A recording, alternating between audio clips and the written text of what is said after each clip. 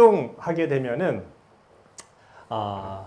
신들의 무리라고 하는 뜻입니다. 이제 신은 한 명이 아니라 여러 명이다. 그런데 우리 불교에도 신이 있습니까? 라고 하는 질문을 듣기도 하고요. 불교는 무신론 아닙니까? 라고 하는 이야기를 듣기도 합니다.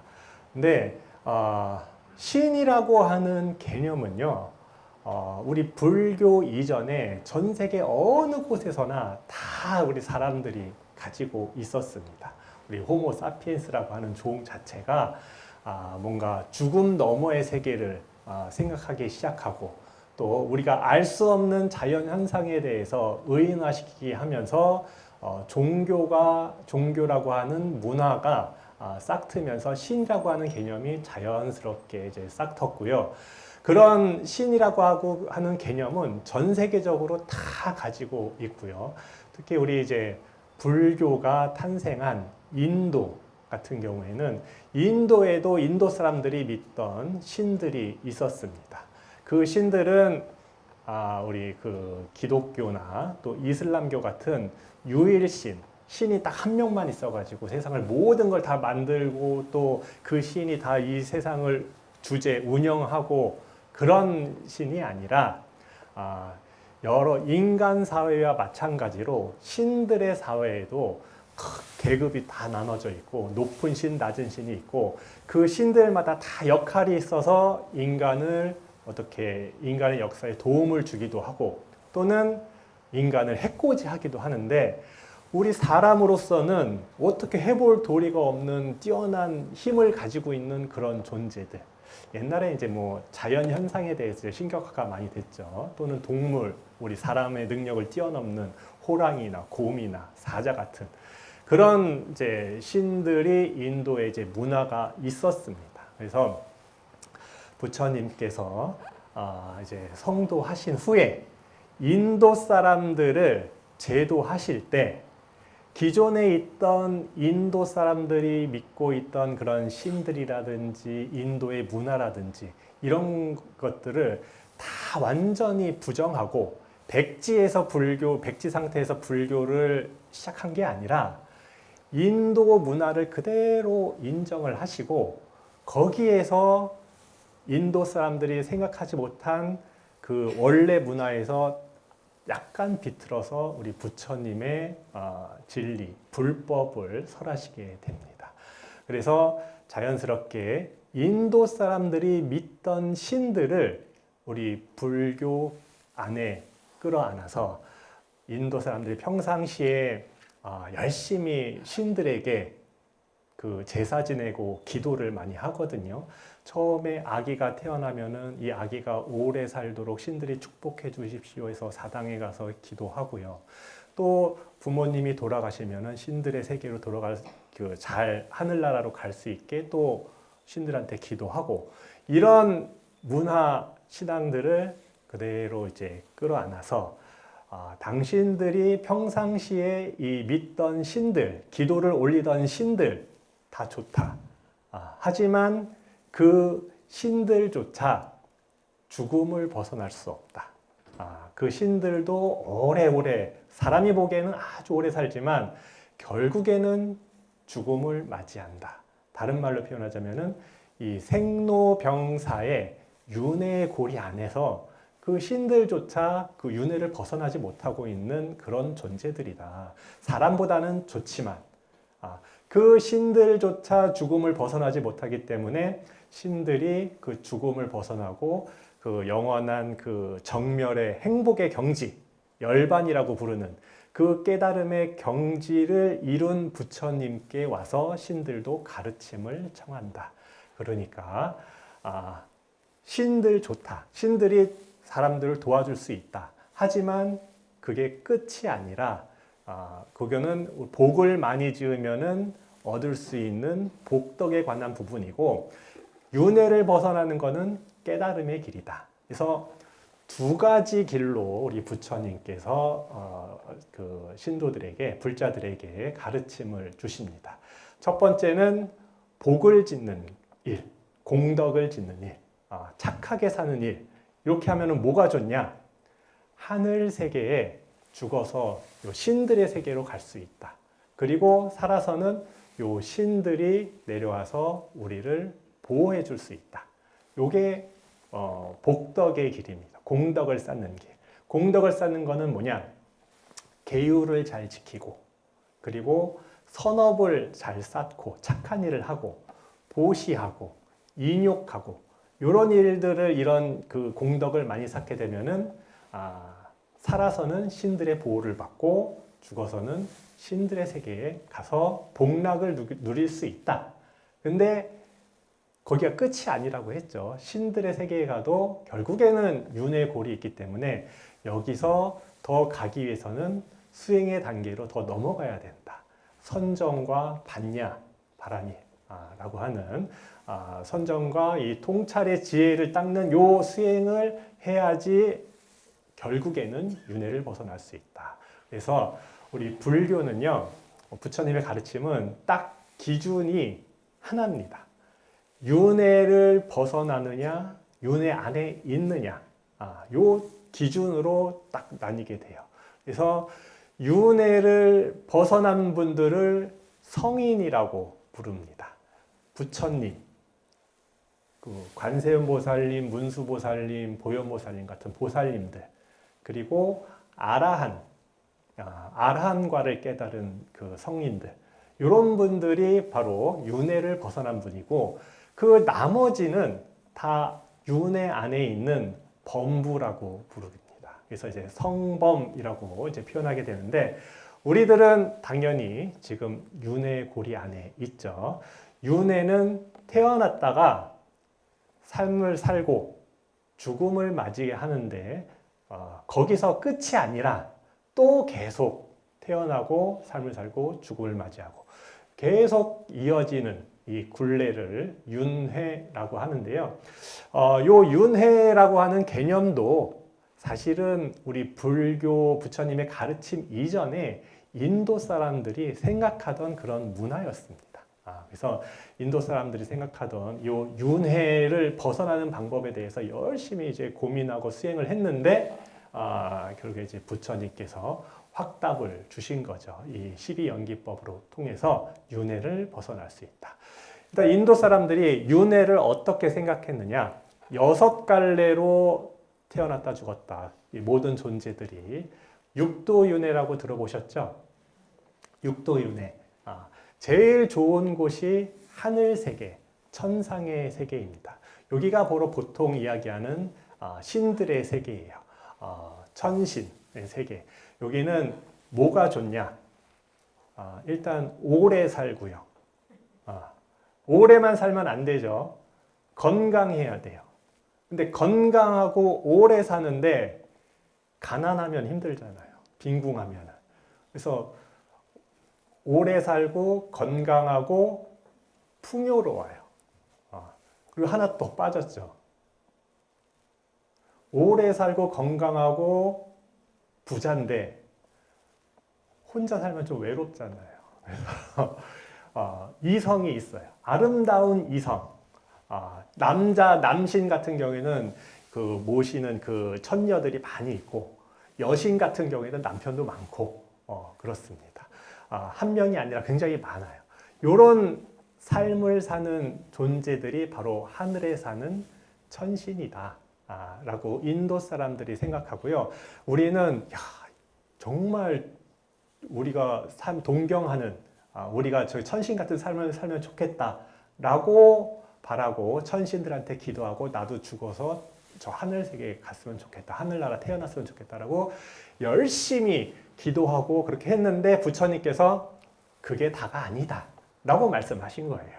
그러니까 인도 사람들이 이제 문화적인 충격을 엄청 이제 크게 받는 거겠죠. 요즘 시대에 제가 어제 뉴스 보니까 대한민국이 선진국으로 다 분류가 됐대요. 전 세계적으로. UN에서도 그렇고 IMF에서도 그렇고 전 세계적으로 봤을 때 우리 대한민국은 선진국에 들어간다, 속한다 라고 합니다. 우리나라 굉장히 살기 좋잖아요. 30년 전에도 이러진 않았죠. 30년 전에는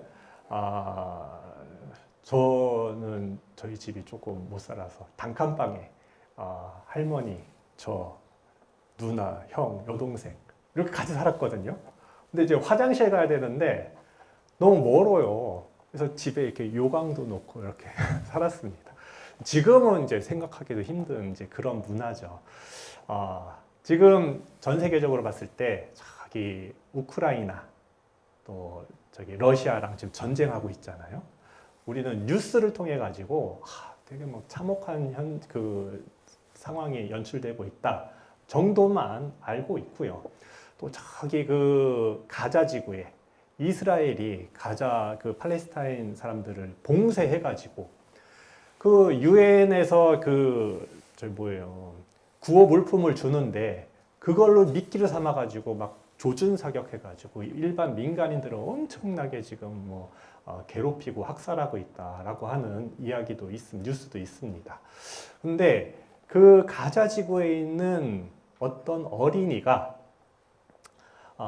요즘은 이제 인터넷이 다 되니까 전 세계적으로 그 인터넷을 통해서 저기 미국의 LA에 그 비버리 힐스 제일 부자 동네에 있는 자기 또래의 애들의 모습을 딱 봤을 때, 야, 쟤네들은 먹을 게 넘쳐나가지고 다 쓰레기통에 버리고 기껏 고민한다는 게 연애 고민이나 하고 있다. 뭐 여자친구 뭐 어떻게 하는 그거 고민하고 있다. 나는 하루하루가 생존과의 투쟁인데 이게 너무 차이가 난다라는 거예요. 옛날에 인도 사람들이 생각하던 천신이 약간 그 정도입니다. 우리 사람들은 매일매일 힘들게 살아가고 있는데 저기 멀리 천상의 세계는 그런 삶을 살고 있는 어떤 존재들이 있고 언젠가는 우리를 도와줄 수 있다. 라고 하는 그 개념들이 이제 인도 이제 천신으로 자리 잡고 굉장한 이제 인생의 목표로 인도 사람들이 삼았습니다. 근데 이제 부처님께서 그 미국 그 비버리힐스에 사는 걔네들도 가자 지구의 어린이가 보기에는 너무 살기 좋고 고민 없을 것 같지만 걔네들도 나름 고민이 있다. 연애 때문에 하고 뭐 걔네도 나중에 졸업해서 취업해야 되고 돈 벌어야 되고 특히 우리나라 같은 경우에는 공부 스트레스 때문에 아이들이 극단적인 선택을 하기도 하고요. 다 나름의 고민, 번뇌에 쌓여 있습니다. 그래서 천신들도 마찬가지로 사람이 보기에는 엄청 좋아 보이지만 번뇌에 쌓인 그런 존재들이다. 그래서 중생으로 분류가 됩니다. 천신들도. 하지만 중생 중에서는 제일 좋은 중생. 그래서 천상은 그렇고 두 번째는 아수라. 아수라는 사실은 나중에 덧붙여진 그런 이제 갈래입니다. 원래 천신이랑 같은 종족이에요. 천신이랑 형제간입니다. 근데 하도 악한 마음을 품고 싸움을 좋아해가지고 이거는 나쁜 애들이다라고 하는 딱 분류해서 아수라의 세계가 생겼고요. 그다음 인간, 우리 살고 있는 이제 인간의 세계. 그다음에 축생. 축생은 우리 동물들, 벌레들 다 포함해서. 그다음에 아귀는 귀신의 세계입니다. 귀신의 세계인데 다음 생으로 가기 전에 제사밥을 못 얻어먹어서 너무 배고픈 귀신이 된 그런 상태를 아귀라고 표현을 하게 됩니다. 그리고 지옥은 다 아시죠? 지옥은 우리 불자님들과 별로 관계가 없기 때문에 그냥 넘어갈게요. 이 육도윤회라고 하는데 이 육도윤회 중에 만약에 다음 생에 내가 어디로 갈 수 있다라고 하는 선택권이 주어진다면 어디 가신다고 선택을 하실 것 같아요? 네? 어디 가고 싶으세요? 다음 생에? 천상. 천상으로 선택하신 분은 아직 우리 범부의 생각에 머물러 있는 분이고 수행을 많이 하신 분은요. 나는 다음 생에 인간으로 태어나겠다라고 선택을 하십니다. 왜 그러냐면은 석가모니 부처님이 그렇게 하셨거든요. 우리 부처님께서 원래 이 세상에 사바세계 오시기 전에는 도솔천이라고 하는 하늘 세계에 호명이라고 하는 이름을 가진 보살로서 있었습니다. 그러다가 다음 생에 부처가 돼야 되겠다라고 이제 나의 이제 그 어변이 다 이제 무르익었다. 나는 이제 부처가 되어야 되겠다라고 다음 생을 정할 때 천상에 머무르는 게 아니라 인간 세상으로 이제 내려오게 됩니다. 왜 그러냐면은 천상에 살면은 너무 수명도 길고 건강하고 또 풍요롭고 그래서 부족함을 몰라가지고 수행하려고 하는 마음이 잘 안 생긴대요. 그래서 특별한 인연이 아니면은 그냥 즐기면서 사는 세상이 천상의 세계. 예. 그런데 인간의 삶은 괴롭기도 하고 그리고 또 어떨 땐 즐겁기도 하고 등락이 아주 막 고저가 심하기 때문에 수행하기에는 인간 세상이 적합하고 그래서 인간 세상에서 사람의 몸으로 부처님이 출현하신다라고 합니다. 그래서 다음 생에는 어디 가셔야 된다고요? 사람 몸을 받는 게 더 좋다. 그래도 나는 그거 너무 어렵고 그냥 난 천상에서 그냥 잘 먹고 잘 살고 싶다 라고 생각하실 수도 있는데 이거는 욕할 게 아닙니다. 이건 비난받을 게 아니에요. 그런 사람도 있는 거예요. 그런 사람들을 위해서 설하신 법문이 요 신중신앙입니다. 그런 분들을 위해서 제가 신중도의 세계를 썼습니다. 그러니까 우리들은 욕망이 있는 존재들이잖아요. 뭔가 오래 살고 싶고 건강하고 부자 되고 싶고 이런 욕망들을 갖고 있습니다. 그런데 부처님께서 윤회를 벗어나고 열반을 얻고 깨달음을 얻고 해탈을 얻으려면은 그런 욕망과 집착을 버려야 돼 라고 부처님께서 법문을 하십니다. 근데 우리 절에 오셔서 법문 잘 들으시고 기도할 때는 뭐 기도하세요? 그 취업 잘 되게 해주세요. 뭐 대학 수능 시험 잘 보게 해주세요. 우리 가족이 지금 병이 걸려서 아프고 있는데 건강하게 해주세요. 이런 바람들을 기도를 하게 됩니다. 그러니까 이런 기도들은 신중에게 기도하는 게 더 좋다라는 거예요. 왜냐하면은 그런 거에 특화된 그리고 이런 기도들을 들어주겠다고 약속한 존재들이 바로 신들입니다. 불교의 신들. 불교에 이제 신들이 있는데 신이란 거는 굉장히 많습니다. 전 세계적으로 많다고 했잖아요. 그 중에서 부처님을 만나서 불법을 배우고 나는 앞으로 우리 부처님 법과 부처님 법을 따르는 불자들을 보호하겠다라고 서원을 세운 신들이 있습니다. 약속을 한 신들이 있어요. 이런 신들을 호법선신이라고 부릅니다. 법을 보호하는 착한 신들. 요 신들을 신중이라고 부르는 거예요. 그래서 신중에는 나쁜 신도 있습니다. 사람들한테 해코지 하는. 그런 신들로부터 보호해주는 신중이다라는 겁니다. 신중 기도는 언제부터 했냐? 석가모니 부처님 당시부터 했습니다. 우리 바이샬리라고 하는 도시가 있었어요. 여기에 엄청나게 큰 가뭄이 오게 됩니다.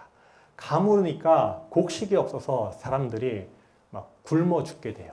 엄청난 이제 부유한 상업 도시였는데 거리에 막 시체가 막 쌓이게 되는 거예요. 그래가지고 사람이 너무 많이 죽으니까 이 시체를 처리도 못하고 거리에 그냥 막 쌓아놓습니다. 옛날에 중세시대 때 흑사병 돌고 또는 옛날에 지금 얼마 전이죠. 코로나 한참 창궐할 때 인도에서 그랬대요. 이 그 장례를 못 따라가는 거예요. 속도를 사람이 죽는 속도 때문에. 그 정도로 이 바이샬리에 엄청난 이제 그 가뭄이 들어가지고 힘들어졌는데 시체가 막 이렇게 쌓이니까 방치되니까 썩으면서 전염병도 막 창궐해서 사람이 더 많이 막 죽게 됩니다. 그러니까 이 죽음의 냄새를 맡고 악귀들이 또 막 꼬였대요. 그래가지고 밤만 되면 막 귀신들 막 우는 소리에 막 도시 자체가 막 난리가 아닙니다. 그래서 이 바이샬리 사람들이 의논을 해가지고 야, 이거를 어떻게 해결해야 되느냐 해서 우리 바라문들을 초청해서 제사를 좀 거나하게 지내자. 양도 한 500마리 잡고 소도 500마리 잡아서 제사 지내자 라고 했더니 어떤 사람이 아이고 이 어리석은 사람들아, 요 이웃 도시에 왕사성에 가면은 석가모니라고 하는 성인이 계시는데 그분께서 다 해결해 주실 수 있다. 우리 석가모니 부처님을 바이샬리로 모시자라고 이제 결론이 납니다. 그래서 석가모니 부처님께서 직접 바이샬리로 이제 오시게 됩니다. 그 안에 뭐 여러 사정이 있는데 오시게 될 때 먼저 제자인 아난다 스님한테 너가 먼저 가서 내가 지금 일러주는 경전을 바이샬리 성벽에 가서 읽으면서 물을 뿌리면서 정화의식을 좀 먼저 해라. 원래 이제 주인공은 좀 나중에 가고 이제 먼저 이렇게 보내잖아요. 그래서 아난다가 그 역할을 합니다. 가서 아난다가 물을 뿌리면서 읽은 경전이 바로 요 보배경이라고 하는 경전이 있습니다. 예전에 이제 코로나 한창 창궐할 때 요 보배경 읽기 그런 이제 붐이 일어나기도 했습니다. 짧은 경전인데요. 몇 구절만 제가 잠깐 소개해 드릴게요. 여기 모여든 모든 존재들은 지상에 있는 것인건 같이 읽어볼까요? 공중에 있는 것이건 그 모든 존재들은 기뻐하십시오. 그리고 마음을 가다듬고 내 말을 들으십시오로 이제 시작을 합니다. 여기 모여든 존재들, 신들입니다. 신들. 지상에 있는 것, 공중에 있는 것, 신들도 저기 하늘 세계에 있는 신들이 있고요. 지상에 있는 신들이 있습니다. 그래서 그런 여러 신들 다 모여서 마음을 귀를 기울여서 잘 들어라. 밤낮으로 제물을 바치는 인간의 자손들에게 자비를 베푸십시오. 너네 신들한테 맨날 기도하고 제사 지내지 않았느냐. 방일하지 말고 그들을 보호해 주십시오. 수호해 주십시오. 뭐냐? 이 세상과 내세의 그 어떤 재물이라도 천상에 뛰어난 보배라 할지라도 우리들의 열에 견줄 만한 것은 없습니다. 깨달은 님 안에 이 훌륭한 보배가 있으니 이러한 진실로 인해 모두 행복하여지이다 하면서 부처님을 찬탄하는 문구로 이어지게 됩니다. 그러니까 뭐냐? 신들이 여기 내려와서 부처님을 찬탄하고 부처님의 법문을 들어라 라고 하는 내용이 이제 보배경의 이제 내용으로 쭉 이어지게 됩니다. 그러니까 경전을 읽게 되면은 아까 하늘에 있는 천신들도 죽음을 벗어나기 위해서 부처님께 의지하고 법문을 듣는다고 했잖아요. 그래서 부처님 경전을 읽는 요 법석이 만들어지게 되면은 자연스럽게 하늘에 있는 천신들이 와서 이 법회에 참석을 합니다. 지금 여기도 있을 수도 있어요. 빈자리에 다 지금 천신들이 앉아 있을 수도 있습니다. 눈에 보이진 않지만 그 천신들이 내려오게 되면은 혼자 오는 게 아니라 그 부하 신들도 다 데리고 오거든요. 그렇게 되면은 웬만한 잡귀들은 알아서 밀려서 저기 도망가게 된다라는 겁니다. 그래서 이 위력이 있는, 힘이 있는 천신들이 우리들을 보호해 준다. 왜냐하면은 이 천신들은 부처님 법문을 듣는 자리에 함께하고 우리 불자들을 보호한다고 약속을 했으니까 신중기도할 때는 항상 얘기합니다. 그 약속 잊지 마십시오. 라고 다짐을 받는 게 항상 신중기도 문구에 이제 들어가게 됩니다. 그래서 결국에는 이제 신들이 오게 되는데 신들이 몇 명이냐? 각 나라마다 틀립니다. 인도에서 그 이제 신중 기도할 때 이제 불러 모으는 신들이랑 중국이랑 한국이랑 일본이랑 다 달라요. 왜냐면은 그 바탕으로 하고 있는 경전이 조금 다르기 때문에. 어쨌든 우리나라는 104명, 104위의 신들을 모시게 됩니다. 저 법당에 가시면은 가운데는 상단이라고 해서 제일 높은 자리입니다. 정면에. 그래서 부처님, 보살님, 부처님, 보살님 안 계시면 나한, 아까 성인에 해당되시는 분들이 상단에 모셔지고요. 그 다음에 여기 여기 중단이라고 하는데요. 가운데 중자입니다. 그래서 가운데 부분에는 시대마다 달라요. 처음에는 뭐 삼장보살을 모시다가 나중에는 지장시황을 모시다가 결국에는 신중을 모시는 자리로 지금 이제 자리를 잡고 있습니다. 그래서 신중들이 요 중간에 있고 하단은 우리 돌아가신 영가님들, 돌아가신 분들 위패를 모시는 자리를 하단, 그래서 상중하 3단으로 모시게 되고 저희가 신중 기도를 하는 거는 중단 기도에 해당이 된다. 우리 혹시 법요집 가지고 계세요? 법요집 보시면 59페이지 보시면은 중단 퇴공이 있습니다.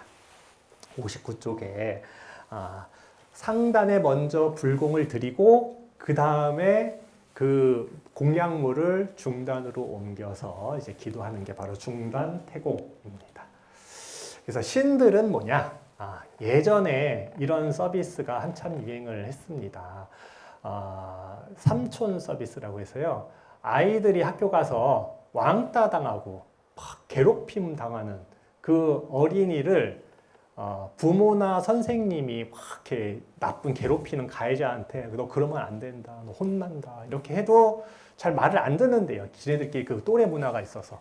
그럴 때 막 몸에 막 문신, 팔뚝에 문신도 있고 막 근육질 운동한 그런 덩치 좋은 요즘 말로 얘기하면 건달들 출신의 그런 이제 삼촌들을 심부름 센터에서 고용을 해서 이 아이를 괴롭힌 다니는 아이를 등하교를 시켜주면은 괴롭히던 일진들이 자연스럽게 그냥 꼬리를 내려서 절대 안 괴롭힌대요.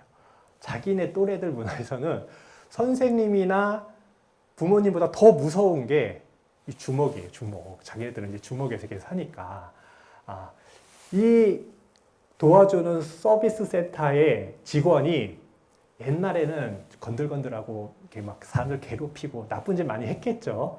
그런데 이제 개과천선해서 나는 이 사회 구성원으로서 일을 좀 제대로 하겠다라고 마음 먹고 이런 이제 서비스업을 하는 거예요. 개과천선한 겁니다. 신들이 똑같아요. 신들이 부처님 만나기 전에는 나쁜 짓도 엄청 많이 합니다. 막 사람 잡아먹고요. 사람 막 죽이고 막 그래요. 특히 이제 귀자모라고 하는 이제 여신이 있는데 이 귀자모 여신은 애기들만 잡아먹는 악귀였습니다. 나찰 귀신. 근데 이제 부처님께서 그 귀자모 막내 아들을 이렇게 바로 안에 숨겨가지고 이제 제도하시거든요. 그래서 나는 앞으로 아이들을 보호하는 신으로 거듭나겠습니다라고 하는 게 이제 귀자모. 그처럼 악행을 저지르다 부처님을 만나서 개과천선해서 그 힘을 우리 불자들과 착한 사람들을 위해서 쓰겠다라고 하는 게 바로 신들이다. 그러니까 이 신들이 우리 지켜준다고 하면은 든든하겠죠. 든든한데 우리 괴롭히는 게 누굽니까? 우리를 괴롭히는 그 이제 일진이나 그 나쁜 그 학교 학폭하는 그거는 우리 일상생활에 있는 이제 악귀들 그런 존재들을 물리칠 때는 또 이 신들이 신중 기도가 아주 적합하다라고 할 수가 있습니다. 제천전이라고 하는 책이 있는데요. 여기 책에 신들에 대해서 설명을 하고 있습니다. 석가모니 부처님께서 세상에 출현하실 때 과거에 같은 서원을 세우고 행원을 함께하던 자들이 그러니까 부처님 계실 때 나는 불자들을 보호하겠다라고 서원을 세웠던 자들이 진실을 숨기고 방편을 펴서 천신으로 나타났다. 이 신들이 사실은 과거세의 보살들이었다라는 말입니다.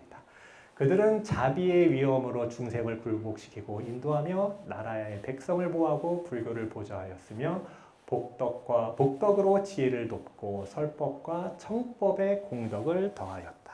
이게 우리 불교의 신중신앙의 핵심입니다. 맨 마지막 줄 복덕으로 지혜를 돕는 거예요. 신중신앙은 신중기도는 복을 많이 쌓아서 좀 복을 많이 받고자 하는 기도인데요. 거기서 끝나는 게 아니라 그 복덕으로 지혜를 닦는 데 힘쓰는 게 바로 신중기도다. 그래서 그냥 절에 오셔서 기도하실 때 우리 아이 이번에 대입 수능 시험 잘 봐가지고 좋은 대학 가게 해주세요 라고 기도해서 끝나는 게 아니라 그건 이제 복덕만 받는 겁니다. 끝나는 게 아니라 이 아이가 좋은 대학 가면은 좋은 제목으로 잘 커서 많은 사람들을 도와주는 그런 보살의 삶을 살 수 있게, 그러기 위해서는 이 아이가 좋은 대학에 가서 공부를 좀 많이 해야 됩니다. 그러니까 이번 시험 성적 좋게 해주세요 라고 하는 게 바로 기도입니다. 그러니까 단순하게 그냥 뭐 이렇게 해주십시오 라고 우리 수연사 불자님들은 안 그러겠지만 이렇게 회양하는 보살의 삶을 사는 게 바로 이제 기도의 핵심이라고 할 수가 있습니다.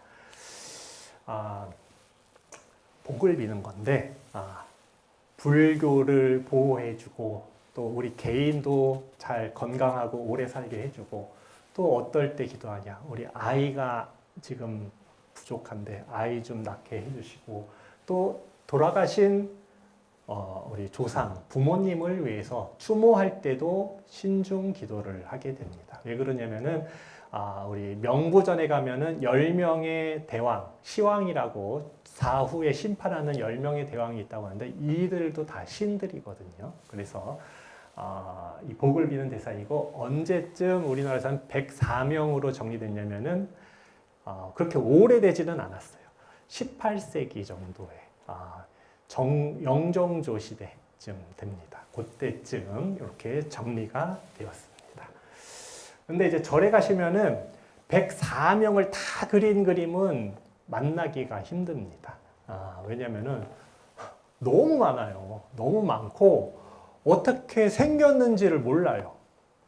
의식문에 이게 기도집에 어떤 신이 있다라고만 돼 있고 그 신이 어떻게 생겼는지를 설명을 안 해놨습니다.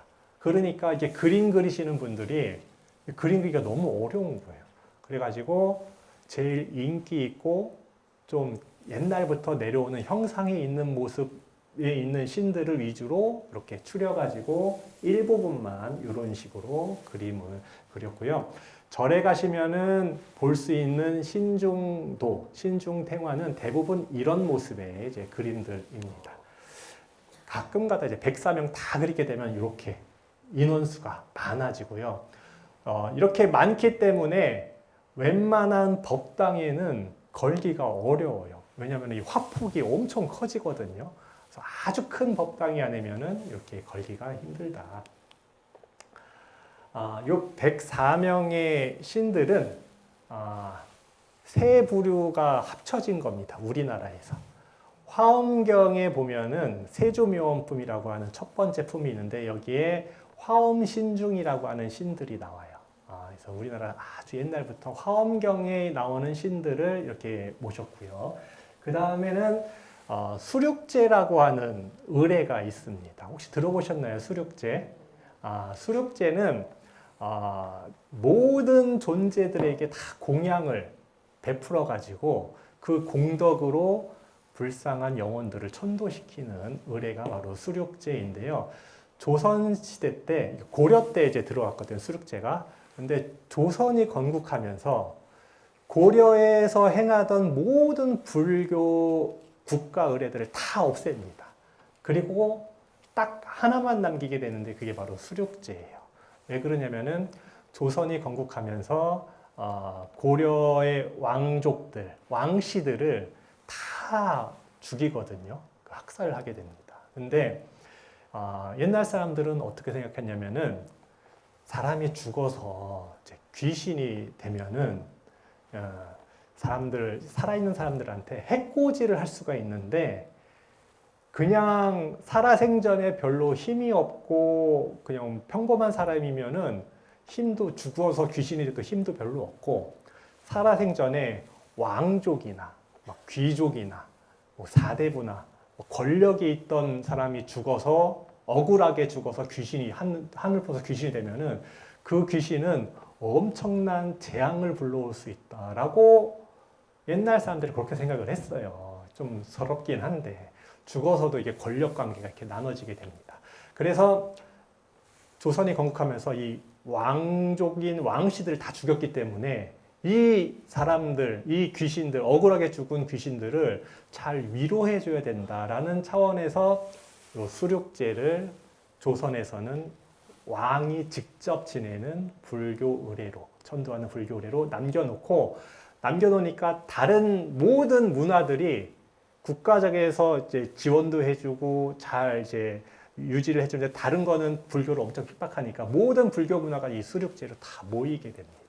그래서 이 수륙제가 나중에 조선시대 내내 큰 영향을 미치게 되는데 수륙제를 지낼 때 요 도량에 수륙제를 모시는 도량에 모시는 신중이 또 따로 있어요.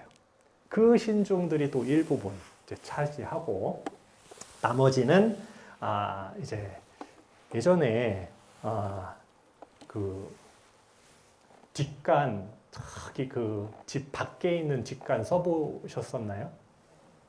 네? 그 널판 집안 이렇게 해놓고 땅 이렇게 깊게 파가지고 네? 거기 휴지도 없고 이렇게 새끼줄만 이렇게 있고 그거 안 써보셨어요? 그 뒷간은 집에서 멀면 멀수록 좋죠. 이게 냄새나고 불결한 부분이니까 좀 멀면 멀수록 좋고 집에서 내가 생활하는 공간에서 가까운 곳에 있는 거는 부엌입니다. 그죠? 음식을 만드는 공간은 굉장히 청결해야 돼요. 그래서 우리나라 사람들이 다 이 집안에 사는 이 생활 공간에 여러 신들이 자정을 한다라고 생각을 했는데 뒷간에는 무슨 신이 있죠? 그 빨간 휴지줄까 파란 휴지줄까 그 옛날 얘기 아세요 혹시? 그 뒷간신, 측신이라고 합니다. 측신. 그 다음에 부엌에는 조왕신이라고 하는 또 신이 있고 또 대들보에는 뭐 성주신이 있고 창문에는 뭐 창호신도 있고 문에는 문짝에는 문신도 있어요. 온갖 군데 다 신이 있다라고 생각을 하고 집을 짓고 생활을 했습니다. 조선시대 우리 조상들이. 그런 분들이 절에 와서 이제 스님이 된 거예요. 조선시대 스님들이 어디 인도나 중국에서 온 스님들이 아니라 조선시대 때 그렇게 생활하던 스님들이 와서 이렇게 했습니다. 제가 그 중앙승가대학교라고 스님들만 다니는 대학이 있습니다. 여기서 이제 제가 강의를 하고 있는데 예전에는 스님들이 우리 이렇게 법당만한 큰 공간, 뻥 뚫린 이 공간, 큰 방이라고 부르거든요. 요 대방에서 잠도 자고 밥도 먹고 가루공양하고 또 책상 펴놓고 경전 공부도 하고 또 책상은 밖에 놓고 예불도 보고 이거 다 요 안에서 다 이렇게 살았어요. 그리고 씻는 거는 요 옆에 샤워장이 하나 큰 게 있어가지고 단체로 가서 이렇게 하고 뒷가는 저기 멀리 가서 공동 화장실 쓰고 이렇게 생활을 제가 한 20년 전에 그렇게 생활을 했거든요. 근데 이제 중앙승가대학교 스님들이 이제 처음 출가를 해서 공부를 하러 왔는데 이 스님들이 젊은 스님들이죠. 지금 20대 스님들이 그렇게 큰 방 생활을 시키니까 적응을 못해요. 이런 생활을 해본 적이 없습니다. 군대 가기 전에는 그런 생활을 군대도 요새는 내무반이 다 개인 침대가 있대요. 옛날에는 그냥 이렇게 쭉 누워서 잤거든요. 이런 여러 명이 부대끼면서 한 방에서 생활하는 거를 한 적이 없대요. 그래가지고 너무너무 힘들어하는 겁니다. 그리고 씻고 화장실 하는 것도 자기 공간이 따로 있어야 되는 거예요. 웬만한 집에 요즘에 화장실도 2개씩 있더라고요. 그래서 이 스님들을 위해서 리모델링을 했대요. 큰 방을 쪼개가지고 원룸으로 다 만들어줬대요. 네. 그래서 그 안에 샤워장을 하나씩 조금씩 넣어준 거야, 수갑장을. 그러니까 스님들이 적응을 잘 하더래요. 왜냐면은 생활 문화가 바뀐 거예요. 우리 한 20, 30년 만에. 이런 단체 생활하는 거를 요즘 젊은 사람들이 못 합니다. 스님들이 그 민가에서 이렇게 막 여러 신들 모시고 살다가 절에 왔더니 절에도 뒷간 있고 부엌 있고 대들보 있고 하니까 절에서도 똑같이 측신, 조왕신 뭐 이런 신들을 다 모셔놓고 이렇게 기도를 하게 됩니다. 그래서 그런 축이 하나 생겼어요. 그래서 이 세 가지 축이 다 모여가지고 백사위 신중이 되었습니다.